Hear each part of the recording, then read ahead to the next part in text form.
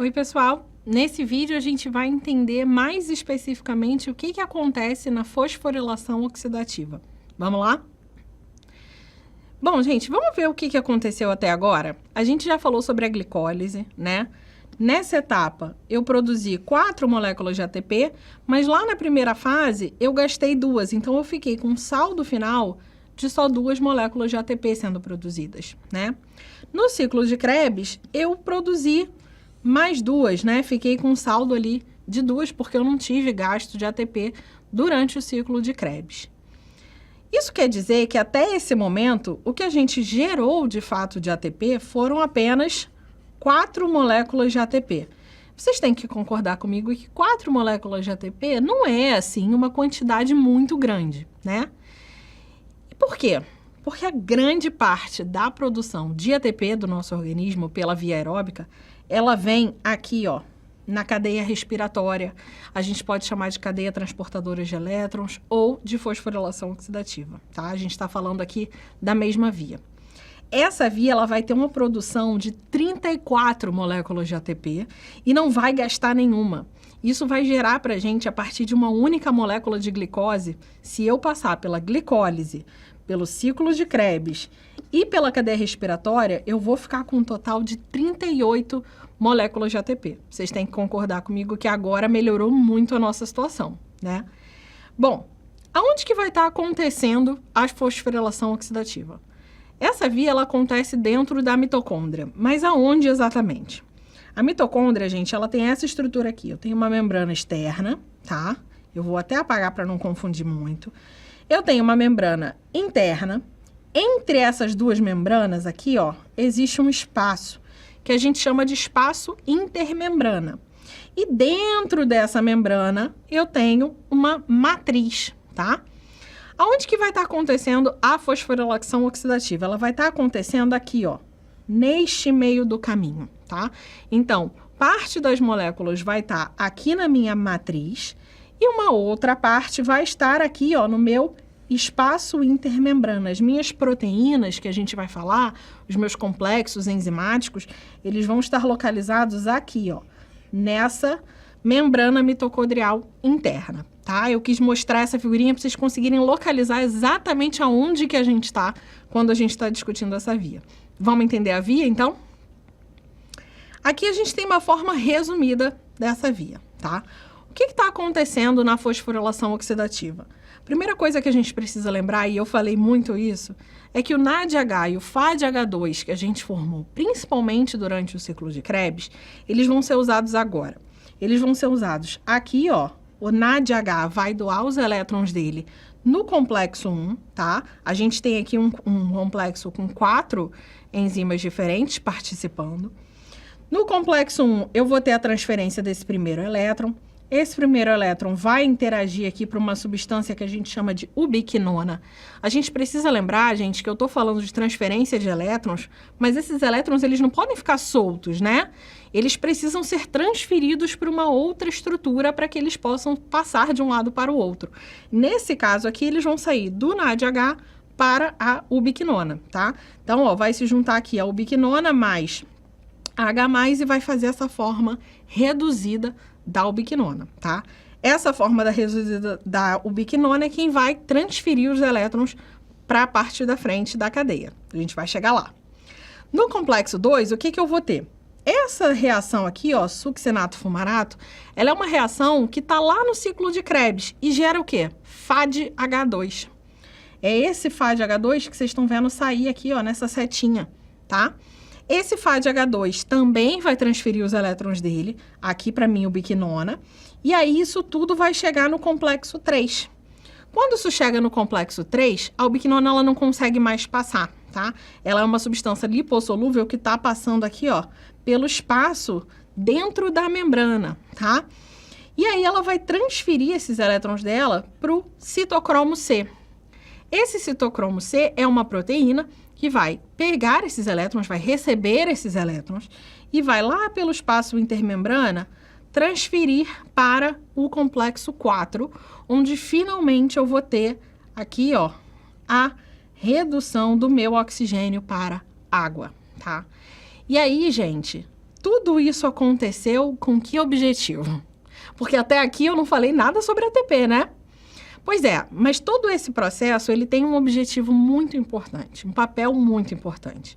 Durante todo esse processo, eu não sei se vocês repararam, mas a gente tem aqui, ó, a saída de hidrogênios, de prótons, de H+, tá? Essa saída de H+, que acontece ao longo desse processo, o que ela faz? Ela gira dois gradientes importantes. O primeiro é um potencial químico. Por quê? Porque se eu tenho muito H+ do lado de fora, que é o que está acontecendo aqui, ó, os meus H+ estão todos indo para o lado de fora, eu tenho um pH mais baixo, né? Aquele lado da minha membrana, ele é mais ácido do que o meu lado de dentro, onde eu tenho menos H+, tá? Então, isso já gera aí um potencial que a gente chama de potencial químico, tá? Essa diferença de pH que eu vou ter entre os dois lados da minha membrana. Além disso, eu gero um outro potencial importante, que é o potencial elétrico. Por quê? Porque se eu estou jogando carga positiva para o lado de fora, eu vou criar aqui desse lado de fora muitas cargas positivas. E do lado de dentro? Do lado de dentro eu vou ter menos cargas positivas. Então, eu acabo ficando com um saldo ali de cargas negativas. Então, é como se de um lado fosse muito positivo, do outro fosse muito negativo. E aí, por que isso é importante? Porque isso gera o que a gente chama de força próton-motriz. O que é essa força próton-motriz? Eu vou ter esses prótons que saíram, eles vão voltar para dentro da célula, impulsionados por essa força próton-motriz. E quando eles fazem essa passagem, eles estão acoplados, eles estão associados a uma enzima que transforma ADP e fosfato em ATP. Então, toda vez que eu tenho entrada de hidrogênio ali por essa enzima, eu tenho a formação de moléculas de ATP. E é aí que a gente vai gerando aquela grande quantidade de moléculas que a gente falou anteriormente, tá? Então, todo esse processo ele acontece para que a gente possa gerar a força próton-motriz e, consequentemente, gerar o ATP. A fosforilação oxidativa, gente, ela também tem um outro papel muito importante, que é na liberação da insulina. Por quê? Vamos olhar aqui a figura, ó. Essa aqui é uma célula beta-pancreática, ou seja, essa célula que eu estou mostrando aqui para vocês, ela é uma célula que está presente lá no meu pâncreas, né? Que é o órgão responsável por liberar insulina e glucagon. E aí, o que acontece? Lá nessa minha célula, eu tenho um transportador GLUT2, lembra dele? Ele é um transportador que tem baixa afinidade por glicose. Ele só vai deixar a glicose entrar quando eu tenho altas concentrações de glicose no sangue. Bom, tenho alta concentração de glicose no sangue, essa glicose entra na minha célula beta-pancreática. E aí? Bom, ela vai entrar, vai ser fosforilada e vai seguir pela glicólise, pelo ciclo do ácido cítrico, ou ciclo de Krebs, e pela fosforilação oxidativa. Quando ela passar por todo esse metabolismo, ela vai gerar o quê? ATP. Muito ATP, não foi isso? A gente acabou de ver que a gente gera uma boa quantidade de ATP no final desse processo. Esse aumento de ATP dentro da célula beta-pancreática faz com que eu feche um canal chamado canal de potássio dependente de ATP.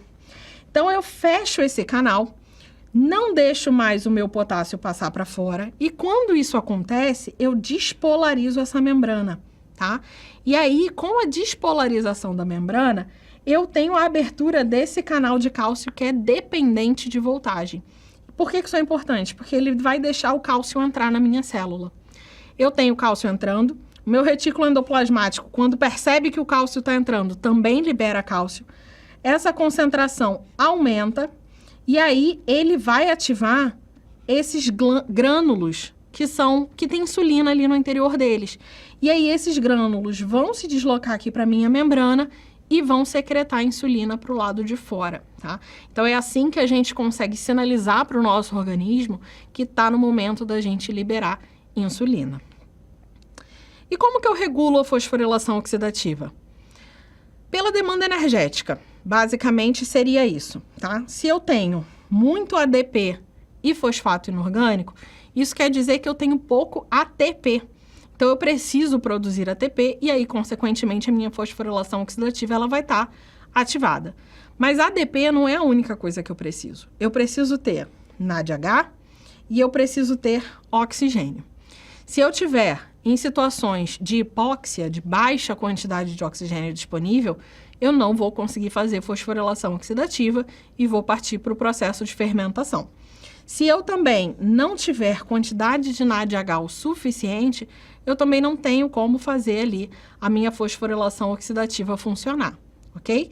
Então, essa é basicamente a maneira que a gente tem de regular a fosforilação oxidativa. Ela acaba sendo muito dependente dos produtos que foram formados nas outras vias, né? O NADH veio aí, por exemplo, do ciclo de Krebs. Se ele não está rodando, se ele não está gerando NADH, eu não tenho como fazer fosforilação oxidativa. Bom, pessoal, espero que vocês tenham gostado desse vídeo. Bons estudos e até a próxima!